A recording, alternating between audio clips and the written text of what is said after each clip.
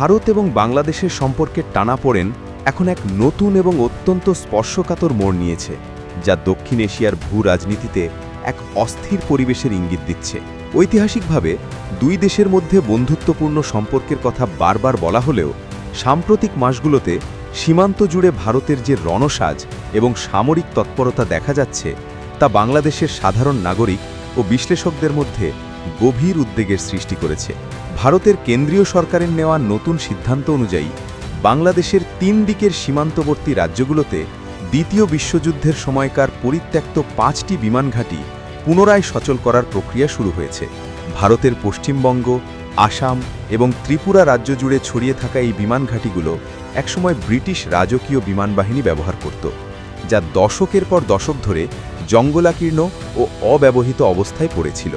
হঠাৎ করে এই বিমান ঘাঁটিগুলোকে সংস্কার করে যুদ্ধের উপযোগী বা অপারেশনাল অবস্থায় ফিরিয়ে আনার বিষয়টি নিছক আঞ্চলিক যোগাযোগ বৃদ্ধি নয়, বরং বাংলাদেশের উপর এক ধরনের সামরিক ও মনস্তাত্ত্বিক চাপ সৃষ্টি করার কৌশল হিসেবেই দেখা হচ্ছে। নয়াদিল্লির এই পদক্ষেপ এমন এক সময় সামনে এলো যখন বাংলাদেশের রাজনৈতিক পরিবর্তনের পর ভারতের সঙ্গে তাদের দ্বিপাক্ষিক সম্পর্ক ইতিহাসের সর্বনিম্ন স্তরে অবস্থান করছে এবং সীমান্তের ওপারে ভারতের তীব্র সামরিক প্রস্তুতি চোখে পড়ছে। ভারতের এই সামরিক পরিকল্পনার কেন্দ্রবিন্দুতে রয়েছে পশ্চিমবঙ্গের জলপাইগুড়ির আমবাড়ি ও পাঙা, দক্ষিণ দিনাজপুরের বালুরঘাট, মালদহের ঝালঝালিয়া এবং আসামের ধুবড়ি। এই 5টি বিমান ঘাঁটির অবস্থান বিশ্লেষণ করলে দেখা যায় এগুলো ভৌগোলিক ও কৌশলগতভাবে বাংলাদেশকে ঘিরে ফেলার মতো অবস্থানে রয়েছে। ভারতের এয়ারপোর্টস অথরিটি অফ ইন্ডিয়া বা এএআই ইতোমধ্যেই পশ্চিমবঙ্গের এই বিমান ক্ষেত্রগুলোর দায়িত্ব রাজ্য সরকারের হাত থেকে নিয়ে কেন্দ্রীয় তদারকিতে রেখেছে। সরকারি সূত্রগুলো স্পষ্টভাবে জানিয়েছে যে তারা চায় এই রানওয়েগুলো যেন সর্বদা অপারেশনাল কার্যক্রমের জন্য প্রস্তুত থাকে। এর পাশাপাশি কোচবিহার এবং আসামের কোকরাঝাড় জেলার রূপসী বিমান ঘাঁটি আগে থেকেই চালু রাখা হয়েছে, যা এই পুরো সামরিক বলয়কে আরও শক্তিশালী করছে। মূলত শিলিগুড়ি করিডোর বা তথাকথিত চিকেন নেক রক্ষার অজুহাতে ভারত এই বিপুল আয়োজন করছে। ভারত মনে করে উত্তর পূর্ব ভারতের সঙ্গে মূল ভূখণ্ডের সংযোগকারী এই সরু করিডরটি অত্যন্ত ঝুঁকিপূর্ণ এবং বাংলাদেশের অভ্যন্তরে কোনো অস্থিরতা বা বহিঃশক্তির প্রভাব এই করিডরের জন্য হুমকি হয়ে দাঁড়াতে পারে। তবে প্রশ্ন উঠছে, একটি স্বাধীন সার্বভৌম রাষ্ট্রের সীমানা ঘেঁষে এভাবে দ্বিতীয় বিশ্বযুদ্ধের আমলের বিশাল বিমান ঘাঁটিগুলো সচল করা কি কেবল আত্মরক্ষা, নাকি প্রতিবেশী দেশটিকে সামরিকভাবে পিষে ফেলা বা কোণঠাসা করার একটি দীর্ঘমেয়াদী নীল নকশা? ভারত তাদের এই আগ্রাসী সামরিক সজ্জার পেছনে যুক্তি হিসেবে বাংলাদেশের লালমনিরহাট বিমান ঘাঁটি পুনর্নির্মাণের উদ্যোগকে সামনে আনছে। লালমনিরহাট যেহেতু ভারতের শিলিগুড়ি করিডরের কাছাকাছি অবস্থিত, তাই ভারতের প্রতিরক্ষা নীতি নির্ধারকরা একে সরাসরি হুমকি হিসেবে দেখছেন। যদিও বাংলাদেশ সরকারের পক্ষ থেকে বারবার আশ্বস্ত করা হয়েছে যে এই বিমান ঘাঁটিটি শুধুমাত্র জাতীয় প্রয়োজনে এবং নিজস্ব সামরিক ও বেসামরিক উড়ান পরিচালনার জন্য ব্যবহার করা হবে। কোনো বিদেশি শক্তি বা তৃতীয় কোনো পক্ষকে এটি ব্যবহার করতে দেওয়া হবে না। কিন্তু ভারতের কেন্দ্রীয় সরকার ও প্রতিরক্ষা সূত্রগুলো কোনো ধরনের ঝুঁকি নিতে নারাজ বলে দাবি করছে। তাদের ভাষ্যমতে গত 1 বছরে বাংলাদেশ থেকে ভারতের উত্তর পূর্বাঞ্চলকে মূল ভূখণ্ড থেকে বিচ্ছিন্ন করে দেওয়ার মতো যেসব বক্তব্য সোশ্যাল মিডিয়া বা বিভিন্ন স্তরে উচ্চারিত হয়েছে, তাকে তারা গুরুত্বের সঙ্গে নিচ্ছে। ফলে লালমনিরহাটের পাল্টা ব্যবস্থা হিসেবেই তারা পশ্চিমবঙ্গ ও আসামের এই পরিত্যক্ত বিমান ঘাঁটিগুলোকে জীবন দিচ্ছে। তবে গভীর পর্যবেক্ষণে বোঝা যায় ভারত আসলে বাংলাদেশের 3 দিকে এক ধরনের আয়রন রিং বা লোহার বলয় তৈরি করতে চাইছে, যাতে যে কোনো সময় আকাশপথ ও স্থলপথে বাংলাদেশকে চাপে রাখা যায়। ভারতের এই সামরিক প্রস্তুতির সীমানা কেবল বিমান ঘাঁটি সচল করার মধ্যেই সীমাবদ্ধ নেই। দেশটি ইতোমধ্যে বাংলাদেশের সীমান্তবর্তী স্পর্শকাতর এলাকাগুলোতে তাদের সামরিক উপস্থিতি কয়েক গুণ বৃদ্ধি করেছে।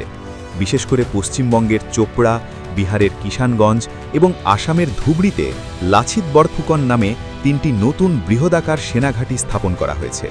এই ঘাঁটিগুলো এমনভাবে স্থাপন করা হয়েছে যেখান থেকে খুব অল্প সময়ের মধ্যে বাংলাদেশের যে কোনো সীমান্তে বড় ধরনের সামরিক অভিযান পরিচালনা করা সম্ভব। ভারতীয় প্রতিরক্ষা সূত্রের দাবি অনুযায়ী তারা যে কোনো পরিস্থিতির মোকাবিলা করার জন্য সীমান্তবর্তী এই অঞ্চলগুলোতে র্যাপিড অ্যাকশন ফোর্স এবং ভারী সমরাস্ত্র মোতায়েন করছে। বাংলাদেশের উত্তরাঞ্চল ও উত্তর পূর্বাঞ্চলীয় সীমান্তের এই সামরিকীকরণ পরিষ্কার বার্তা দিচ্ছে যে ভারত এখন আর কেবল কূটনৈতিক পথে হাঁটছে না, বরং হার্ড পাওয়ার বা সামরিক শক্তির প্রদর্শনকেই তাদের নতুন নীতি হিসেবে গ্রহণ করেছে। ভারতের নীতি নির্ধারকদের এই আচরণে এটি স্পষ্ট যে তারা বাংলাদেশকে একটি স্বাধীন সার্বভৌম রাষ্ট্র হিসেবে সম্মান করার পরিবর্তে নিজের নিয়ন্ত্রণে থাকা একটি অঞ্চল হিসেবে দেখার মানসিকতা পোষণ করছে।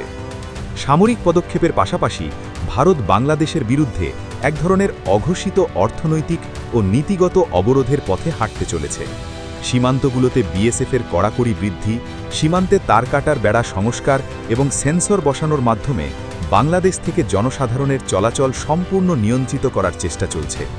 এর পাশাপাশি বিভিন্ন দ্বিপাক্ষিক বাণিজ্য চুক্তির ক্ষেত্রে ভারত নতুন করে শর্তারোপ করছে এবং বাংলাদেশের পণ্য আমদানির ক্ষেত্রে নানা ধরনের শুল্ক বহির্ভূত বাধা সৃষ্টি করছে। নেপাল ও ভুটানের সঙ্গে বাংলাদেশের বিদ্যুৎ ও পণ্য পরিবহনের জন্য যে কানেক্টিভিটি বা করিডর প্রয়োজন তা দেওয়ার ক্ষেত্রেও ভারত দীর্ঘসূত্রিতা এবং অনীহা প্রকাশ করছে। ভারত মূলত চায় বাংলাদেশকে অর্থনৈতিকভাবে তাদের ওপর নির্ভরশীল করে রাখতে। যখনই বাংলাদেশ আত্মনির্ভরশীল হওয়ার বা অন্য কোনো দেশের সঙ্গে সম্পর্ক জোরদার করার চেষ্টা করে, তখনই ভারত নিরাপত্তা ঝুঁকির দোহাই দিয়ে সীমান্ত উত্তপ্ত করে তোলে। বাংলাদেশের অভ্যন্তরীণ রাজনীতিতে হস্তক্ষেপের দীর্ঘদিনের অভিযোগের পাশাপাশি এখন এই প্রকাশ্য সামরিক প্রস্তুতি দুই দেশের জনগণের মধ্যে পারস্পরিক আস্থার জায়গাটিকে পুরোপুরি ধ্বংস করে দিচ্ছে। ভারতের এই নতুন নীতিমালার আরেকটি গুরুত্বপূর্ণ দিক হল পানি রাজনীতি। বাংলাদেশের উজানে অবস্থিত নদীগুলোতে ভারত একের পর এক বাঁধ নির্মাণ ও পানি প্রত্যাহারের মাধ্যমে বাংলাদেশকে মরুকরণের দিকে ঠেলে দিচ্ছে। বর্ষাকালে অতিরিক্ত পানি ছেড়ে দিয়ে বাংলাদেশে কৃত্রিম বন্যা সৃষ্টি করা এবং শুষ্ক মৌসুমে পানি আটকে রেখে কৃষি ও পরিবেশ ধ্বংস করা ভারতের নিয়মিত চর্চায় পরিণত হয়েছে। বর্তমানে ভারত তাদের উত্তর পূর্বাঞ্চলীয় রাজ্যগুলোতে নদী সংযোগ প্রকল্পের মাধ্যমে আরও বেশি পানি সরিয়ে নেওয়ার পরিকল্পনা করছে, যা বাংলাদেশের জন্য অস্তিত্বের সংকট তৈরি করবে। ভারতের নীতি নির্ধারকরা মনে করেন বাংলাদেশের পানির সরবরাহ নিয়ন্ত্রণ করতে পারলে দেশটিকে রাজনৈতিকভাবেও নিয়ন্ত্রণ করা সহজ হবে। এই হাইড্রোলজিক্যাল আগ্রাসনের পাশাপাশি সাংস্কৃতিক ও মিডিয়া প্রচারণার মাধ্যমে বাংলাদেশে একটি অস্থিতিশীল পরিবেশ তৈরির চেষ্টাও ভারতের পক্ষ থেকে পরিলক্ষিত হচ্ছে। ভারতীয় সংবাদ মাধ্যমগুলোতে বাংলাদেশের পরিস্থিতি নিয়ে অতিরঞ্জিত ও উস্কানিমূলক সংবাদ প্রচার করা হচ্ছে, যা সীমান্ত এলাকায় উত্তেজনা বৃদ্ধিতে সহায়ক ভূমিকা পালন করছে। ভারতের এই সাম্প্রতিক বিমানঘাঁটি সচল করার উদ্যোগ এবং নতুন সেনাঘাঁটি নির্মাণকে বিশ্লেষকরা দেখছেন বাংলাদেশের ওপর ভারতের বিগ ব্রাদার সুলভ আচরণের চরম বহিঃপ্রকাশ। ভারত একদিকে বলছে তারা সন্ত্রাসবাদ বিরোধী লড়াই করছে, কিন্তু অন্যদিকে তারা এমন সব অবকাঠামো নির্মাণ করছে যা সরাসরি বাংলাদেশের সার্বভৌমত্বের জন্য হুমকি। দক্ষিণ এশিয়ায় নিজেদের একক আধিপত্য বজায় রাখতে ভারত এখন তার প্রতিবেশীদের ওপর জোর খাটানোর নীতি গ্রহণ করেছে।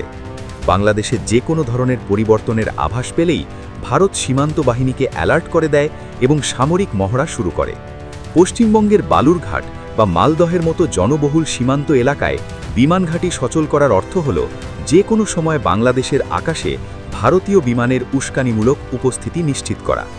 ভারতের প্রতিরক্ষা বিশ্লেষকদের মতে এই ছোট ছোট এয়ার স্ট্রিপগুলো থেকে ড্রোন এবং হেলিকপ্টার পরিচালনা করা সহজ হবে, যা মূলত বাংলাদেশের বিরুদ্ধে এক ধরনের হাইব্রিড ওয়ার বা ছায়াযুদ্ধের প্রস্তুতি।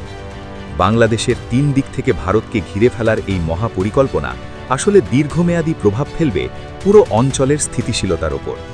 ভারত যেভাবে দ্বিতীয় বিশ্বযুদ্ধের স্মৃতিবিজড়িত ধ্বংসস্তূপ থেকে বিমানঘাঁটিগুলো খুঁড়ে বের করছে, তাতে মনে হচ্ছে তারা দক্ষিণ এশিয়ায় একটি নতুন স্নায়ুযুদ্ধের সূচনা করতে যাচ্ছে।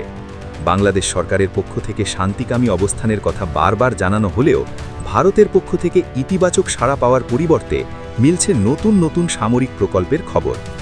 ভারত তাদের অভ্যন্তরীণ রাজনীতির ফায়দা লুটতে এবং জনগণের নজর অন্যদিকে ঘোরাতে প্রায়ই বাংলাদেশকে একটি কাল্পনিক শত্রু হিসেবে দাঁড় করানোর চেষ্টা করে।